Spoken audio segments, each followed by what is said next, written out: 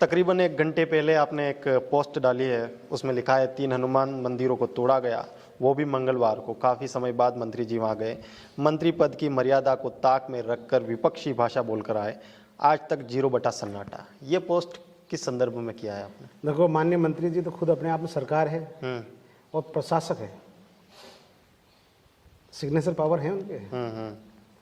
और पहले तो वो जाते नहीं वहाँ पे, मैं तत्काल वहाँ मौके पे पहुँचा था, मूर्ति तोड़ी गई और वहाँ सुना मोहड़ा में भी तोड़ी गई, सालमगढ़ में भी तोड़ी गई और मंगलवार का दिन और था।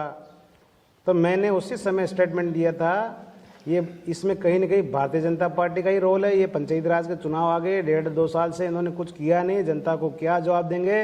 ध्रुवीकरण की राजनीति करने के लिए इन्होंने मूर्तियाँ तोड़ने का काम किया है बीजेपी ने। हाँ, अच्छा।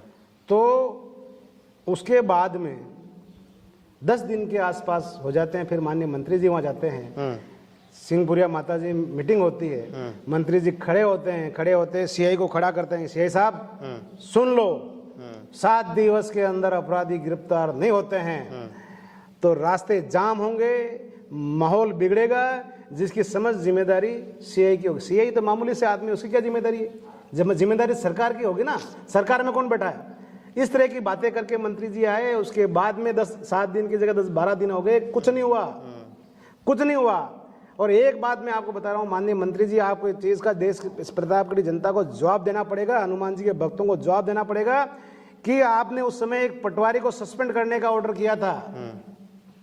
कलेक्टर को फोन करके तुरंत कहा कि ये पटवारी है, इसको सस्पेंड कीजिए, ये मंदिर की जमीन पे इसने कब्जा कराया है। माननीय मंत्री जी, आपके ऊपर क्या दबाव था? वहां के किसी भूमाफिया या किसी व्यक्ति का या किसी कब्जेधारी का या मूर्ति तोड़ने वालों किसी का फोन आया जिसकी वजह से आपने उस पटवारी को सस्पेंड नहीं किया? और सस्पेंड किया हो तो सस्पेंड ऑर्डर उस तारीख का बता दो। या तो आपकी चली नहीं, या फिर आपको किसी ने, वहां के लोगों ने कहा पटवारी को सस्पेंड नहीं करना है, या फिर एक पटवारी को राजस्व मंत्री सस्पेंड नहीं करे, उसके डिपार्टमेंट का सबसे नीचे का व्यक्ति है। तो ये कथनी और करने में कितना, मैंने कहा था कि भारतीय जनता पार्टी के चाल चलन है, ये कहीं ना कहीं इन्हीं का हाथ है। तो पटवारी सस्पेंड नहीं होने का मतलब ये है कि ये पूरा षड्यंत्र इनका है। पुलिस किसी को पकड़ के नहीं ला पाई। नहीं तो आपको लगता है ये बीजेपी की चाल है? बिल्कुल पूरी तरीके से बीजेपी की चाल है। मंत्री जी की मजबूरियां होगी किसी को गिरफ्तार नहीं कराना, इस वजह से खाली ड्रामा करके शांत करना चाह रहे हैं। बाकी तो प्रतापगढ़ की पुलिस इतनी कमजोर पुलिस थोड़ी है, कहां से अपराधियों को ढूंढ के ला सकती है। ये ये घटना बहुत बड़ी है, लेकिन इस घटना में आसपास के जो भी लोगों को अभी तक गिरफ्तार नहीं करना तो क्या है? आज इतना टेक्नोलॉजी का जमाना है, मोबाइल लेके गया होगा, कैसे भी गया होगा, कैमरे लगे, कई जगह कैमरे लगे हुए हैं, उसके बाद में भी अपराधी गिरफ्तार नहीं होना। और मुझे तो सबसे बड़ा प्रमाण ये है मंत्री जी का रुख, मंत्री जी के मन में क्या चल रहा है, उस पटवारी से लग गया कि पटवारी सस्पेंड नहीं हुआ, मतलब मंत्री जी ने कहीं ना कहीं गालमेल इस पूरे घटनाक्रम में कर रखा है। एक दुखद हादसा हुआ राजस्थान में, स्कूल गिर गया और तकरीबन 7 बच्चे मारे गए। उसके बाद फिर जैसलमेर में एक और दरवाजा गिरता है और एक और बच्चा मारा गया। और लगातार अपने क्षेत्र में भी स्कूल गिर रहे हैं, जर्जर हो रहे हैं, पट्टियाँ गिर रही है। इन मामलों को कैसे देखते हैं? सरकारी बिल्डिंगों में ही सुरक्षित नहीं है बच्चे?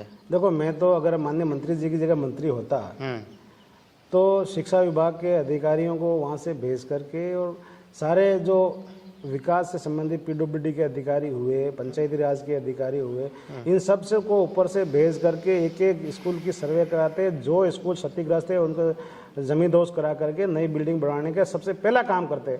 अब करूं क्या, मेरे हाथ में तो राज है नहीं।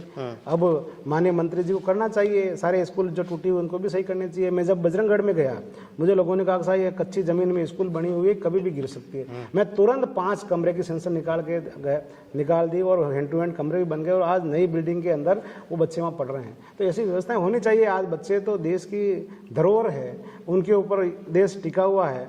आज बच्चों में भगवान वास करते हैं और वो बच्चे जर्जर बिल्डिंगों में बैठेंगे तो गलत बात है।